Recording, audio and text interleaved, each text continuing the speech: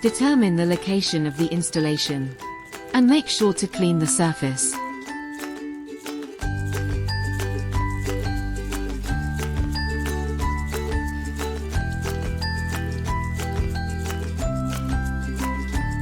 Tear off the adhesive backing of the lock base. Apply the matching parts on the lock base to the refrigerator door.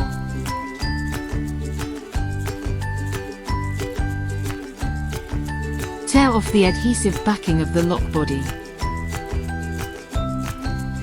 Complete connection.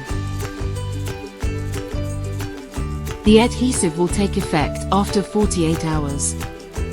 Operation instructions. Press the buttons on both sides to unlock. The lock will be locked automatically while closing the refrigerator door. Press the deadbolt on both sides of the lock, then press and push the button on the lock body to switch to normal open mode.